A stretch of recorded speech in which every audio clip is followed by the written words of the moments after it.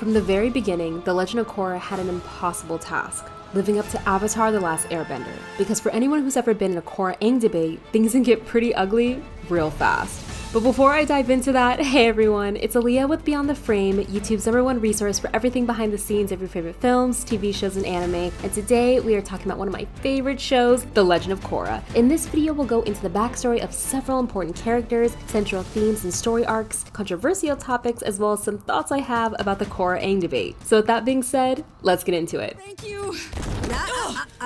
You want to hug something? Go hug a tree. We're here to work. The Legend of Korra takes place 70 years after Avatar: The Last Airbender, and this time we follow Korra, the new Avatar from the Southern Water Tribe. Now, there's a lot of things I want to talk about, but I think it makes the most sense to start with the elephant in the room, Aang versus Korra. This debate is at least 10 years old, but it still has the power to rile people up with much of the hate aimed at Korra. But real quick, I need to tell you that if you came here hoping I would bash Korra and pound my chest screaming Aang forever, then this video is not for you. I love Korra and Aang. These two characters have greatly impacted my life. So now that you know that, let's start with one of the most, if not most controversial moment in the franchise, Season 2. You remember that, right? The season where Korra loses her connection to the previous avatars? Yeah, that one. And I'll be honest, when I first watched the Rava Vatu arc, I was really upset about what happened, and Season 2 became my least favorite season in Avatar. But then, as I grew older and rewatched Korra, little by little I began to understand why the creators decided to break away from the Avatar cycle. In ATLA, the show follows a very clear path with Aang mastering all 4 elements to defeat Fire Lord Ozai. But for Korra, it's the opposite. Many people felt like the show pivoted in multiple directions and the arcs didn't have a clear motive or direction. And while I understand where they're coming from, when I took a step back, I realized it's because The Legend of Korra was less about the end game and more about her growth as an individual. Throughout the series, we see 2 reoccurring themes: change and balance. Korra's target audience would have been kids who grew up watching Aang and were now teenagers or young adults. So topics around change, balance, and identity would have been very relatable, and for me, watching Korra at that time, it really did resonate with me. Korra is entering a new world that her predecessors have never seen before. Surprisingly, Zahir probably summed it up best when he quoted air nomad Guru Lahima by saying, "Do you know who once said, 'New growth cannot exist without first the destruction of the old'?" No. The wise Guru Lahima, an airbender. In order for Korra to grow, the creators expressed the desire to move away from the repeated Avatar cycle. They felt like Korra's individual growth needed to come internally, not from her past lives. The argument many people had against this idea was that the Avatar state was an essential part of what makes the Avatar so special. And while I agree, I also understand the importance of being able to rely on yourself, because sometimes you're the only one who can save yourself. But with that being said, just because Korra lost her connection to the previous Avatars doesn't mean they no longer exist. With the spirit portals now open, there is still a way for Korra to connect with her past lives. It can't return to how it once was, but that doesn't mean it's gone forever.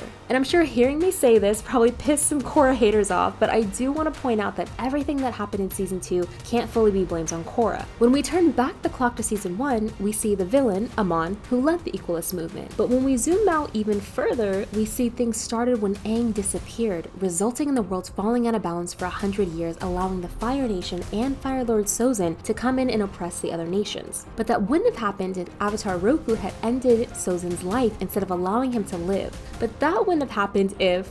Do you see where I'm going with this? Every Avatar has made a mistake, allowing their emotions to get the best of them. Why? Because avatars are human! Now, I'm not telling you how to feel about Aang or Korra, I just think it's important to remember that no one is perfect. Also, I would like to believe if Aang could talk to us, he would say he was grateful for Korra not only opening the spirit portals, but also restoring balance to the world with the return of the airbenders. Lastly, if we step back from Avatar altogether, we remember that this is a show under Nickelodeon, and their objective is to make as many entertaining shows as possible, with a grand finale included. With the direction the creators were going in Season 2, it was either kill Jinora, which thankfully they didn't, or have Vatu remove Rava from Korra, causing the Avatar cycle to end. But this is just my opinion, so I would love to hear your thoughts and what you think about Season 2. Now, making a small pivot, let's talk about some characters. I'm actually gonna start with the villains because I really like how complex and dynamic they are, especially compared to heroes who typically have to abide by society rules. So personally, I'm a big fan of season 3, and the Red Lotus were some of my all-time favorite villains, hands down. Throughout Korra, I noticed that each villain initially started out with good intentions, their beliefs stemming around the idea of restoring balance and making the world a more equal and fair place. However, their methods are what separated them, and as we know, anytime one person makes a grand sweeping decision for everyone else, there is bound to be some who disagree, which of course results in the villain using tactics that ultimately corrupt, oppress, and harm others. Looking at the Red Lotus, they initially had pure intentions thanks to the White Lotus. From ATLA, the White Lotus was dedicated to sharing knowledge across the different nations as well as philosophy, beauty, and truth. However, as time went on, many in the group felt that the White Lotus was straying from their original goal as they grew closer to the Avatar, with many believing that the White Lotus was more concerned about established systems, with Zahir telling Korra that the White Lotus had become glorified bodyguards serving corrupted nations. The Red Lotus believes that in order to have true balance in the world, it's necessary to get rid of oppressive systems and leaders so chaos can restore the natural order. They wanted humans and spirits to coexist and be free so everyone could achieve equality. Plus, the 4 of them were insanely badass. They had some of the best Avatar fight scenes and just really important character designs. During one scene with Zahir, I remember being shocked when I learned that Unalaq was part of the Red Lotus as well as helped plan the kidnapping of Korra as a child, later orchestrating her into opening the spirit portals. But I have to say, I think starting season 1 with Amon was a very interesting choice. A really important theme we see throughout the series, and especially in season 1, is the impact of a parent. Tarlok and Amon went through some tough training to master bloodbending, and it ultimately shaped who they became as adults. Their father, Yakon, was obsessed with conquering Republic City and destroying the Avatar. We see that with Tarlok attempting to control the city from the inside, whereas Amon tried to take it from the outside. There was a video I saw that explained the death of the 2 brothers, and it made me watch the reunion in a different light. The video explained that after Amon was exposed, he chose to escape with Tarlok, believing they could run away and start over, repeating the cycle of their father. During the escape on the boat, Tarlok calls Amon by his first name, Noatak. I had almost forgotten the sound of my own name. Now, this is just a theory, but it's been said that very powerful bloodbenders can sense a person's movement, even if they aren't looking at them. The reason for Amon's tear could have been because he realized that he could never live a normal life after everything he had done, and he sensed that Tarlok was going to blow them up. This then begs the question, why did Tarlok do it?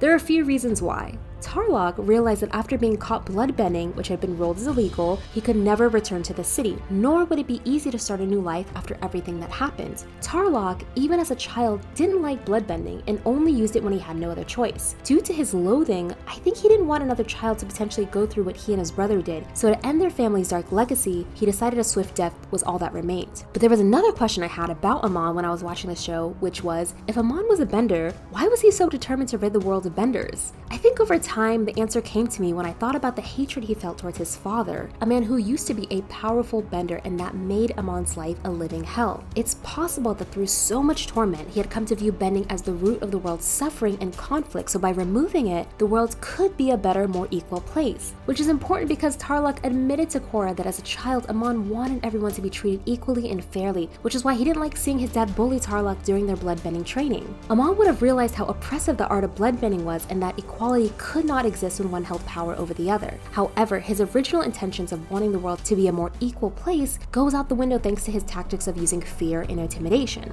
Talking about these 3 villains from the Legend of Korra, you probably realize they share similar goals. They believe the Avatar is unnatural and derailing the ability for the world to be in balance, as well as their desire to usher in a new world where humans are free to exist without the old establishments weighing them down. We see the themes of change and balance once again, but Kuvira is different. For a long time, I didn't really care for Kuvira because her character and story arc felt out of left field. Season 1, 2, and 3 villains all made sense to me, but Kuvira was different, and I think I know why. After the Red Lotus was defeated, Kuvira stepped in and filled the void that had occurred due to the Earth Kingdom losing its queen. Kuvira's motives are driven by her people in the Earth Kingdom. Even her reasoning for wanting to kill Korra is because she knew that would provoke Opal and Jinora into breaking the agreement. Her motives aren't exactly similar to Amon, Unalaq, or the Red Lotus. World domination wasn't the goal, and the intention of killing Korra wasn't necessarily to bring equality or balance to the world. Rather, her objective is more personal and grounded versus ideological like the others. But I think a reason the creators chose to go this route is because of the Korra-Kuvira comparison. All throughout season 4, we see how terrified Korra is of herself, constantly seeing visions of herself in the Avatar state. At one point, Korra even tells Kuvira that she sees a lot of herself in Kuvira.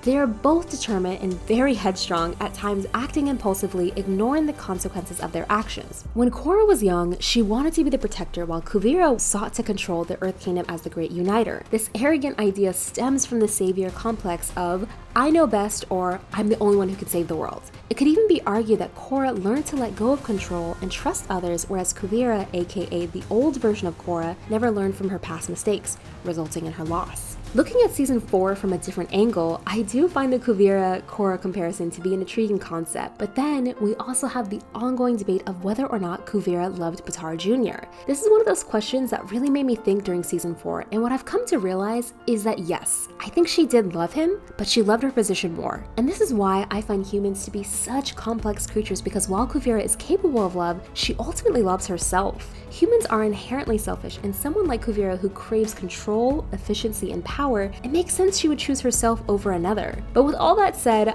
I don't think that takes away from her feelings for Baatar. When she's deciding what to do next, you can see her face twist as she struggles with her decision on what to do. In her mind, she probably even thought if their positions were flipped, Baatar would choose to honor their united goal of saving their people over her. But I think the problem was that Baatar, in that moment, realized his love for Kuvira was greater than their shared desire to unite the Earth Kingdom, and that's why her choice was so devastating to him. With that being said, I understand there are opposing sides to this. The argument for why Kuvira loved Baatar is because of how they treated each other, not just as allies or tools, but rather as a true power couple, making decisions together and trusting each other with said critical decisions. They shared a common goal and even had tender moments together that wouldn't have been necessary, as Baatar already believed in Kuvira. However, on the flip side, one could argue that her action of trying to kill Baatar was loud and clear. So definitely let me know what you think about this. Switching over to Tenzin, I remember how excited I was when I first learned LOK would have Katara and Aang's children. I grew up with Aang, so to imagine him as a parent wasn't something I ever thought would happen. So when it did happen, it wasn't what I thought. I was kind of conflicted, and this feeling is part of the reason why the Korra-Aang debate is ongoing, because for a lot of people, learning that Aang wasn't the perfect dad and made mistakes was naturally going to rub people the wrong way. For example, when Bumi and Tenzin forgive each other, Bumi says, "Even though I'm Aang's son, I never really felt like part of the Air Nation." Another one is when Tenzin tells Bumi and Kaya he loves having them around. It reminds him of those great vacations they went on with Dad, but Kaya is quick to correct him. I think your memory's a little foggy. Bumi and I weren't on those great vacations. It was always just you and Dad. Lastly, when Tenzin is lost in the fog of souls, he encounters a vision of his dad and profusely apologizes, saying he failed Aang, that he is no spiritual leader, and he will never be the man Aang is. I'm not saying these things to bash on Aang, but I do think it's important to acknowledge that while Aang was probably a really good dad, he was also responsible for saving the world at 12 years old, or 112 for those of you who want to get technical. So essentially, Aang raised himself. As the Avatar, he had a responsibility that sometimes meant he had to prioritize work over family, and that is the reality that many parents face today. So for me, watching Aang's children interact with one another shows how complicated family relationships are, and I appreciated the additional layer in the show. Lin and Sue also struggle with their sibling relationship, which makes sense when we see flashbacks of Toph as the chief of police. And as much as I love Toph, and I love Toph, she isn't the most communicative when it comes to her feelings. Then we have the star of the show, Korra, who in many ways can be described as the opposite of Aang, and it was probably because she was so different from Aang that made people not like her. In the show, especially in the first season, she's known for being very brash, aggressive, quick to lose her temper, and determined to insert herself as the Avatar. But with Korra being this headstrong, it really gave the creators space for a deeper character arc over the 4 seasons. Amon was the first time she had ever experienced real defeat, because after almost being kidnapped by the Red Lotus as a child, the White Lotus enhanced security around Korra, resulting in a more isolated childhood compared to Aang. This lack of real-world knowledge ultimately played a role in how Korra interacted with Amon, and we saw him one-up her multiple times. But to me, that was necessary, because at that age, many teenagers believe they are invincible, or that being a good person always triumphs over evil. and that's just not realistic. More importantly, the reason I like Korra so much is because after Amon blew up the pro bending arena, Korra chases after him, and when she confronts him, you can see how scared she is. But even with the fear, she still chooses to fight him. True courage is when we experience fear but choose to move forward anyways. The creators show us that even when she feels fear, she gets back up every single time, especially in season 4 where she reached her lowest point. Aang once said, "When we are at our lowest point, we are open to the greatest change." And that deeply impacted me as I watched Korra. Also, I share this in my ATLA video, but Naga was actually a part of the original idea the creators Mike and Brian had when creating the series, but Appa was decided as a better fit for Aang, so they kept Naga in the back of their heads, which I'm grateful for because Naga is the perfect partner for Korra. A bit of a backstory on Naga. When she was a pup, she got separated from her pack during a storm. Wandering around by herself, a young Korra found her and eventually earned Naga's trust after offering her some fish jerky. As they played together, Korra realized they were lost, so she built an igloo as shelter. Korra later shared that being the Avatar wasn't what she initially expected, which then led to Naga attempting to cheer her up by licking her hand. The next morning, Tonraq found them, and after bringing them home, decided Naga could stay, thus becoming the Avatar's partner in crime. During an interview with NPR, Brian shared that the executives at Nickelodeon worried about having a female lead the show. They told Brian and Mike that conventional TV wisdom has it that girls will watch shows about boys, but boys won't watch shows about girls. Thankfully, this belief was debunked in Korra's test screenings. The boys who watched Korra said they didn't care that she was a female, instead they were excited about how awesome she was. Thanks to their positive response, Nickelodeon decided to push forward with the show, but during season 3, they moved the show to the online platform in addition to giving a limited budget for season 4. They stated that LOK began to drop in ratings, and there are some reasons for that. A common complaint LOK received was around the love triangle between Korra, Mako, and Asami. Many people felt like the narratives were rushed, and the kiss between Korra and Mako was very ill-timed. And while I understand the teenage angst around love, it was understandable that it would turn many people off, especially because ATLA wasn't necessarily as in-your-face about the romance storyline as Korra was. Also, many people felt like the supporting characters in Korra weren't that important or memorable. Some even argued that Mako and Bolin, for example, didn't have the same depth or character development as characters from ATLA.